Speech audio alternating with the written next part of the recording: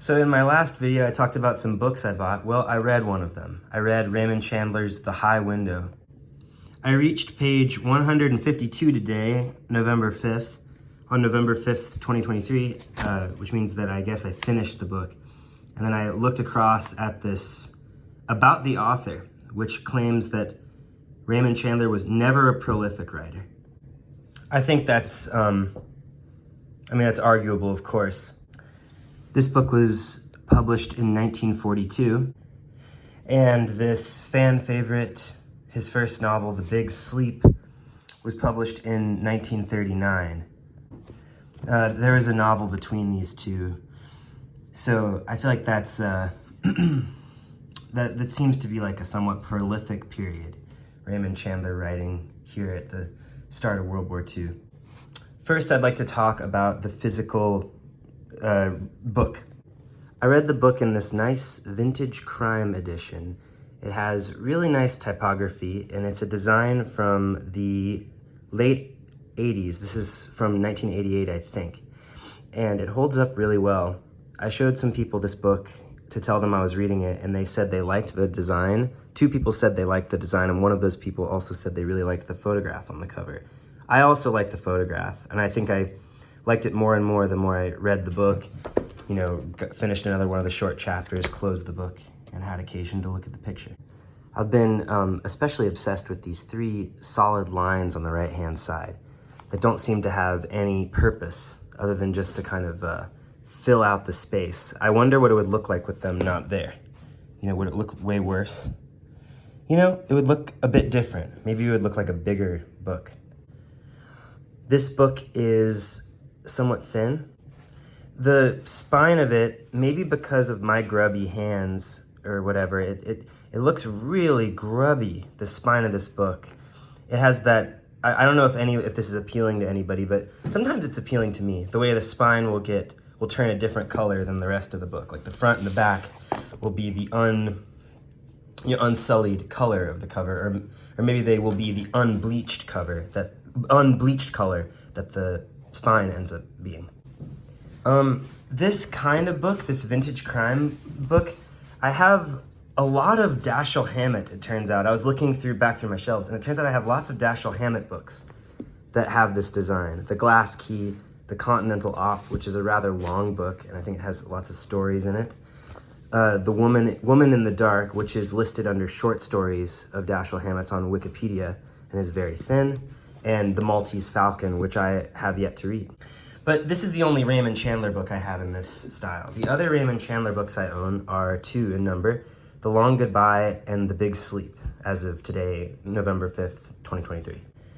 They have this cool effect on the shelf of looking inverted, like inverted versions of each other. Like you inverted the colors of Long Goodbye and made them brighter. And that's how you got the concentrated draft of The Big Sleep.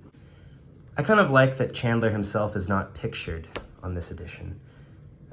This could end up being distracting, potentially. The last time I read The Long Goodbye, a page fell out of it. Last time I read it, I decided I was going to learn how to do stuff, and I went through making notes on every last word, and in the process, the first page fell out. So sometimes it kind of sticks out, and I have to kind of just nudge it back into place. I wondered if something similar would happen while reading this book, and nothing like that did. I think at a certain point later in the book, it got a little dicey down in the bottom where, oh yeah, right there, but nothing fell out. You can also see some grease on that page, and that brings me to my next point, which is that while I was reading this, I spilled a bunch of food on it. I spilled marinara sauce, and some traces of it are still actually on the back there. Sorry if that's really gross to anybody, but I tried to get it off. I think I was on page maybe 50 or 60 when that happened. There's kind of right here. No, sorry, I was on pages 40 and 41. I spilled a bunch of sauce, and then I used water to get the sauce off, and it ended up kind of crinkling this up, and it looked really bad. It looked like a really dire situation when I spilled it. Everything was really saucy, and so this actually is pretty clean for, I made it out pretty lucky, I'd say. When I read The Big Sleep, which I hope to do soon, I will give a similar overview of like what it was like to read the book physically. A big part of the coziness of reading this book is getting to hear about the drinks, the food and drink that Marlowe has. I like reading crime books because they're cozy. It's cozy to feel walled in on all sides by just walls of mystery, or little doorways with mysteries on all sides. At the end of the book, Marlowe sums up his findings, and that's a great thing that happens. Really ties it together. If you get carried away by the cozy atmosphere and the menacing atmosphere, the funny atmosphere of the book, it's nice to have everything summed up at the end. I could imagine how some people might prefer books where that doesn't happen, but I think it was good. Pardon me as I sort of leap around from topic to topic while discussing this book. Something else that's cozy is just flipping through pages and seeing pages that look like they're full of dialogue. Because pages that are full of dialogue are basically always, I don't know, a lot of the time with good writers, they're full of life. And so it feels like the book is full of a lot of little specific bits of life. It's fictional life. And that's cozy, to know that it's so stocked with so many little slivers of life that are the pages. As I was finishing reading this book, I sort of decided that the thing I liked best about it, like one of the things I liked best, was the character of George Anson Phillips. I think it would be fun for a crime writer to write novels where that feature a detective, and then later in the series, the detective will start training a little apprentice, and then that apprentice will eventually grow up and be the hero of future novels. Wouldn't that be cool? I wonder if any writers have done that you all know of. The chapters in this book are very short, and it's very appealing. The shortness of the chapters was really appealing. It really allowed me to finish the book in a more timely fashion and enjoy reading it while carrying the book to work and out to lunch and into bed and so on. By the way, here's a little bit that I put some brackets around this and put a smiley face next to it. I'm pretty sure I'll like that line just as much if not more, when I reread this book later.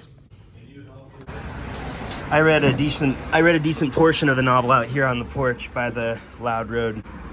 When I first got the book and looked at the picture, and saw the title, I thought that it reminded me of the tower in Vertigo.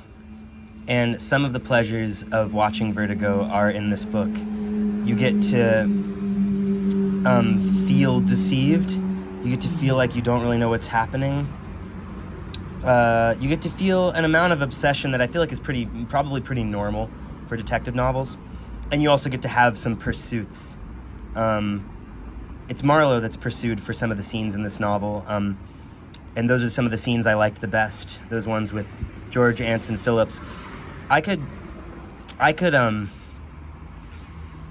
read so many chapters featuring a character being tailed for reasons unknown to them. Basically, I started reading the novel really excitedly, and there's a cozy feeling that was very happy for the first 10 to 20 pages or so. And then there was I read the middle third of the book very slowly, like a couple of chapters each day at lunchtime. And then I read the last third today in one long Sunday read, which was really cozy. I keep using that word a lot, but that's important to me. Coziness, it's a big part of the reason why I choose books. And I mean, I wish I could be more descriptive of what I actually mean by that and what contributes to that. But I feel like if I really were trying to explain that fully, these videos would be way longer than I think you can stand to watch. Now, I've made many videos in the past where I talk about what I might read next and sort of ask for people to help me pick. But of course, you can't really know what I'm going to pick next. I just don't know. If I say I'm going to read something, it's probably going to incline me to not read it. So, because I'll want to branch out. But at the end of reading The High Window, having read this and really enjoyed it, I feel moved to read more Chandler, and then I also feel moved to read the stories in Mystery Cats. Today I was feeling really moved to finally try to tackle White Jazz, which is the James Ellroy novel I have. I think at a certain point I also owned American Tabloid and got rid of it. Because I think V is like a mystery, or I don't know, I feel like I've heard people, I don't know, I've read descriptions of the book that incline me to think that it's a mystery. I want to read it a little bit. I feel like it might be time to finally crack that open and maybe read more from this illustrious author.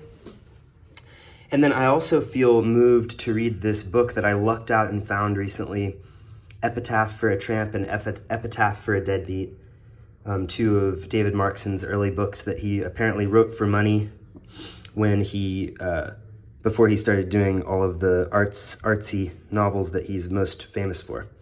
This book is like nicely narrow. It's interesting. It's got an interesting shape to it. And I found it used for like $5. Big come up, because I don't think it's the most common of books. Anyway, these are places I'm tempted to look next.